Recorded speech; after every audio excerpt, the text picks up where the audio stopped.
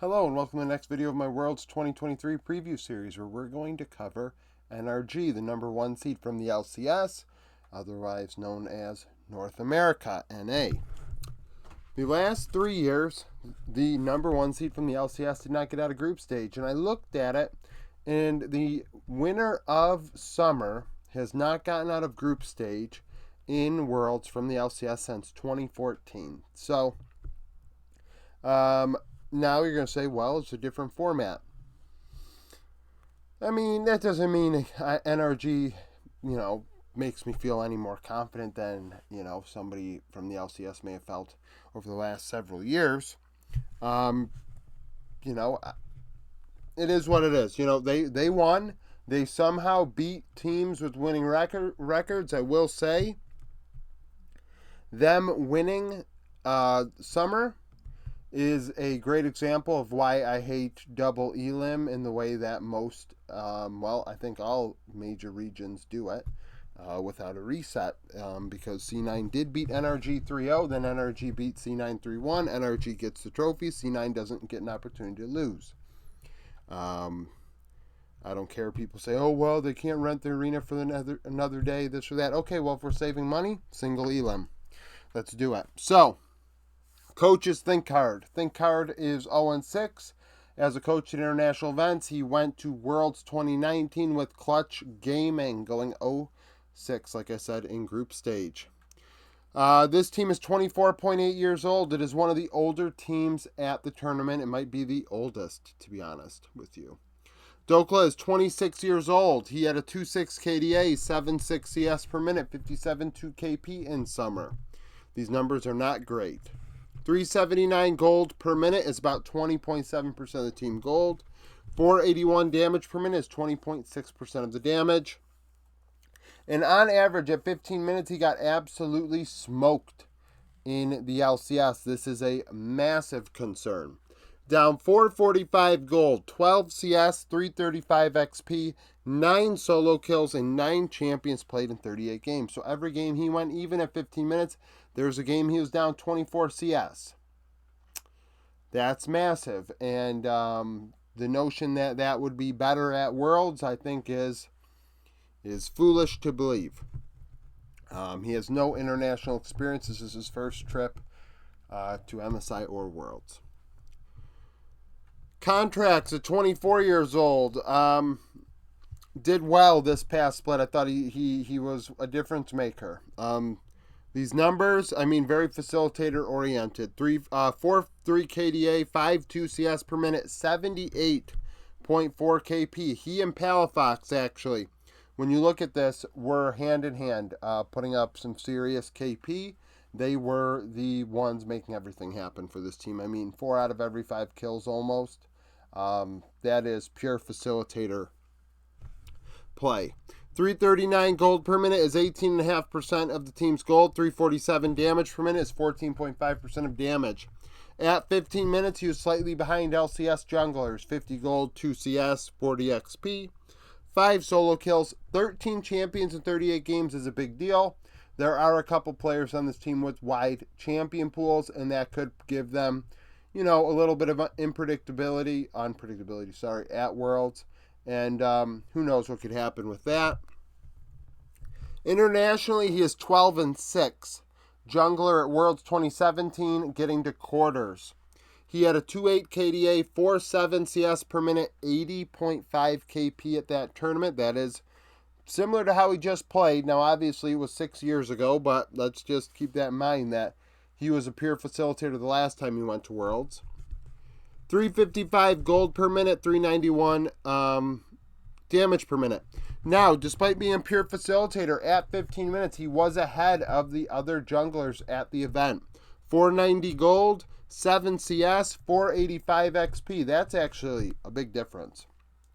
And at the time, contracts had a lot of hype. That's 6 years ago. He was 18 years old. He kicked around from the LCS to Academy since then, for the most part, with multiple different teams, and finally got his, opportunity to go back to Worlds again. So we'll see what happens with that. Obviously, 2017 getting to quarters is, good by LCS standards. In mid lane, we have Palafox. Palafox, I thought, was one of the better mids in the LCS this past split. 5-1 KDA, 8-7 CS per minute, 76 2 KP. So CS is solid, and 3 out of every 4 kills, I would say that's pretty good. 430 gold per minute is 23.6% of the team's gold. That is higher than most mids at this tournament.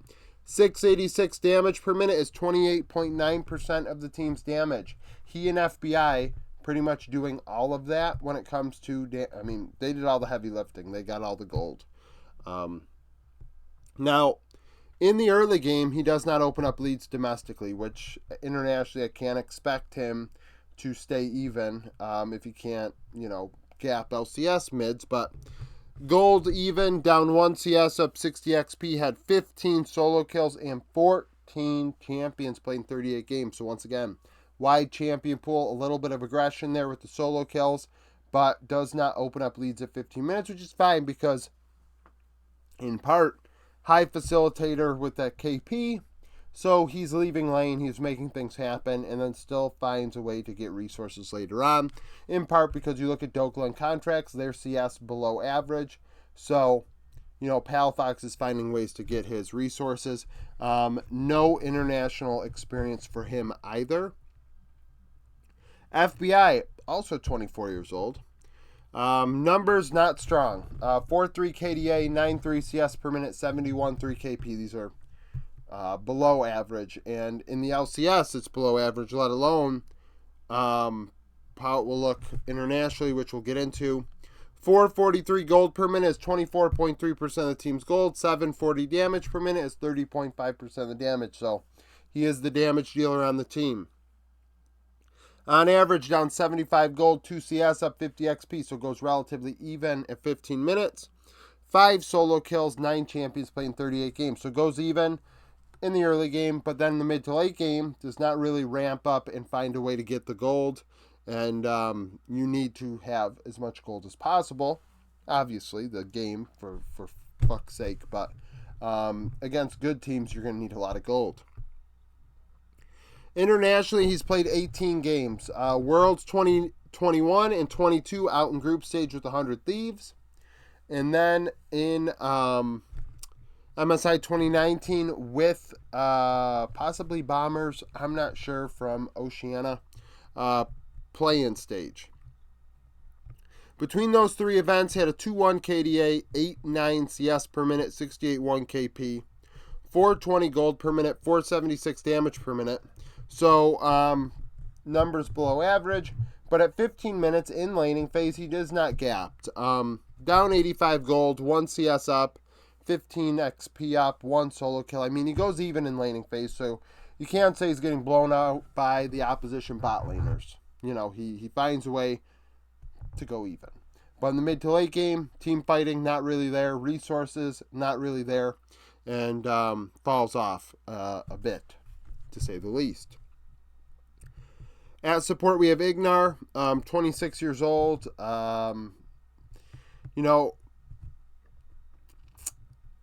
Very coin flippy in my opinion.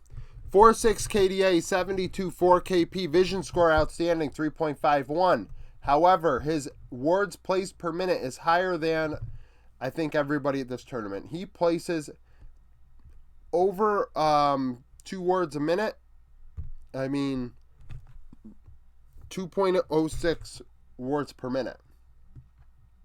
Yeah, so 2 wards a minute. That's a lot. 3 control wards every 5 minutes, and therefore clears 2 wards every 5 minutes. 9 champions played in 38 games. Internationally, he's 9-9. Worlds 2017 out in quarters. Worlds 2020 out in group stage. At those events, he had a 2-4 KDA, 71 6 KP, 2.64 vision score per minute. Places 7 to 8 wards every 5 minutes, 2 control wards every 5 minutes, and clears 1 ward every 3 minutes. I think back about Ignar to Worlds 2020 with FlyQuest, he, Santorin, and Power of Evil, taking a game off of, I forget who it was, either Top Esports or DRX. That was a really, really powerful group, in my opinion, with those 2 teams. And then with Unicorns of Love, who looked really, really interesting and then bombed out, really sucked. And FlyQuest, which went 3-3, like I said in that group. So, you know, we'll see if this team has that same vibe with Contracts, Palafox, and Ignar. I could see it because that team wasn't great with FlyQuest at the time. But then again, like I started this video, it's been since 2014 that the 1 seed from the LCS has went to past group stage 2 quarterfinals. You know, I don't have a lot of faith in NRG to do that, but who knows. So that's it for this video. Thank you for watching. If you liked the video, like it. Subscribe to the channel for daily League of Legends content. Follow me on Twitter, join the Discord, become a YouTube supporter, and hope to see you again tomorrow.